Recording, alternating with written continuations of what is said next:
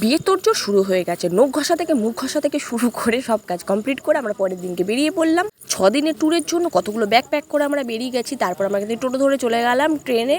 আর যা গরম পড়েছে তার জন্য সকালবেলা 7টা 10-এর ট্রেন ধরতে হয়েছে আমাদের কৃষ্ণনগর যাওয়ার জন্য। যাবো কৃষ্ণনগরে, কিন্তু এদিক থেকে যেতে গেলে আমাদেরকে অনেকটা জার্নি করতে হতো, অনেকবার টোটো অটো চেঞ্জ করতে হতো। তার জন্য আমরা গেলাম শান্তিপুর থেকে স্টেশনে নেমে আমরা ডাইরেক্ট চলে গেলাম ম্যাজিক থেকে আমরা এদিকে টোটো ধরে চলে আসলাম মামাবাড়ির দিকে।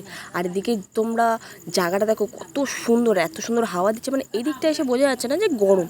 তারপরে এদিকে আমরা চলে আসলাম মামাবাড়িতে দেখো এদিকে মামি রান্না করছিল।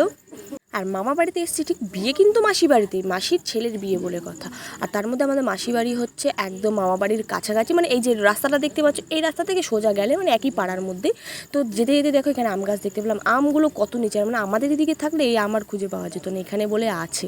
তারপর দিকে চলে আসলাম মাসি বাড়িতে। যত ব্যাগপত্র ছিল সব মামা বাড়িতে রেখে আমরা মাসি বাড়িতে চলে এসেছি। আর আমরা গেছিলাম বিয়ের আগের দিন, দেখলাম কিছুটা প্যান্ডেল কমপ্লিট হয়েছে। এদিকে দেখো দিদি মাসি এরা রান্নাবান্না করছিল। আর এসে সব ভাই বোনরা একসাথে হয়ে যে যতটা মজা হয়, যেটা আমরা সব সময় করি সেটাই করলাম।